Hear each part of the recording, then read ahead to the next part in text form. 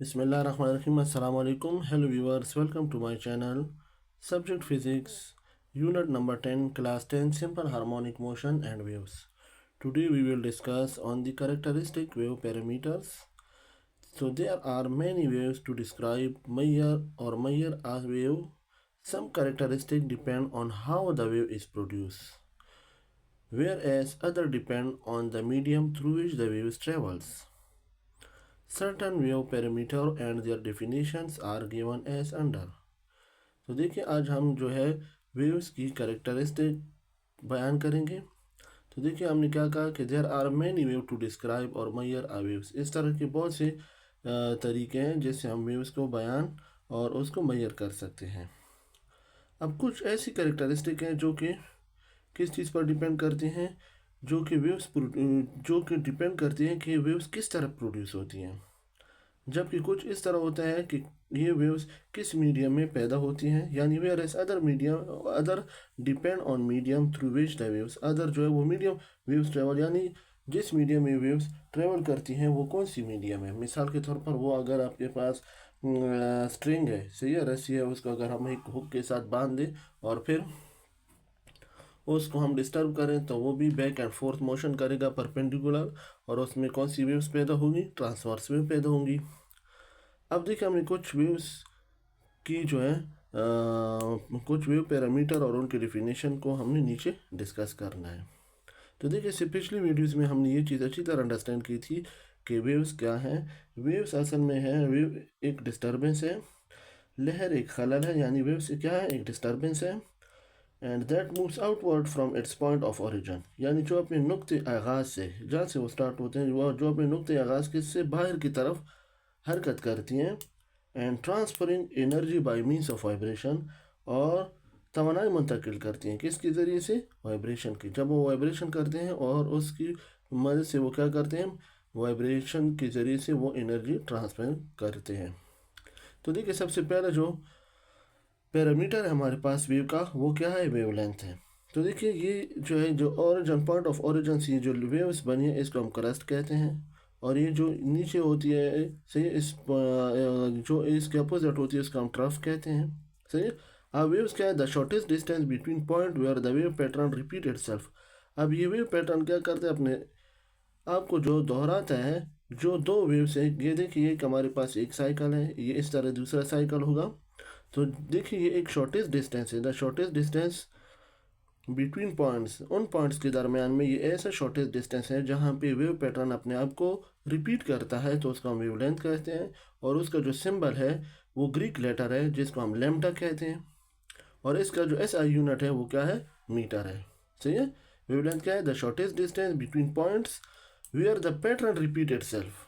Shortest distance between the points, यानी points के दरमियान, इन ऐसे पॉइंट्स के दरमियान में शॉर्टेस्ट डिस्टेंस जो अपने आप को क्या करते हैं, रिपीट करते हैं, उसको हम वेवलेंथ कहते हैं। और उसको हम एक ग्रीक लेटर से डिनोट करते हैं जिसका हम क्या कहते हैं, लैम्डा। और इसका जो एस आई यूनिट है वो क्या है, मीटर है। इसी तरह दूसरा है एम्पलीट्यूड। एम्पलीट्यूड क्या होता है, the maximum displacement of the body from its mean position. The maximum displacement of the, अगर इसको हम इस तरह लिखें, the maximum distance of the oscillating body from its mean position in a cycle. अब एक साइकिल में इसका जो मैक्सिमम डिस्टेंस है मीन पोजीशन से, ये देखें मीन पोजीशन से जो इसका एक मैक्सिमम डिस्टेंस है, ये क्या है इसका, ये एम्पलीट्यूड कहलाता है। और इसको हम एक्स नॉट से क्या करते हैं, इसको हम एक्स नॉट से डिनोट करते हैं, सही है। The maximum displacement of the oscillating body from its mean position is in a cycle is called amplitude, और इसको हम x नॉट से डिनोट करते हैं। और इसका जो एस आई यूनिट है वो क्या है, मीटर है। अब इसके बाद वेव साइकिल है, क्या है, as a wave passes a given point, जब वेव एक गिवन पॉइंट में से पास हो रहा है अलॉन्ग इट्स पाथ, सही है, that point undergoes cyclic motion, तो ये एक साइक्लिक मोशन शुरू करेगा, सही है। फिर क्या होगा, the point is displace first in one direction and then in other direction, finally the point return to its original equilibrium position, thereby completing one cycle. यानी जब वेव पास होगा अपने गिवन पॉइंट में से, सही है, जिस तरह ये जब वेव पास होगा अपने गिवन पॉइंट में से अपने पाथ पे, सही है, पहले ये एक डायरेक्शन पे होगा, सही है, और फिर ये क्या करेगा, मूव करेगा दूसरे डायरेक्शन पे। सही है, एक कंप्लीट क्रस्ट और एक कंप्लीट ट्रफ मुकम्मल करेगा, ये इसका एक साइकिल कहलाएगा। सही है, और ये देखिए ये जहाँ से स्टार्ट हुआ है फाइनली फिर उसी पॉइंट पे क्या हो गया, ये उसी पॉइंट पे ये रुक गया, तो इसको हम कहते हैं अपने इक्विलिब्रियम पोजीशन पे पहुंच गया, तो हम कहते हैं कि यहाँ से लेकर यहाँ तक ये इसका एक साइकिल है।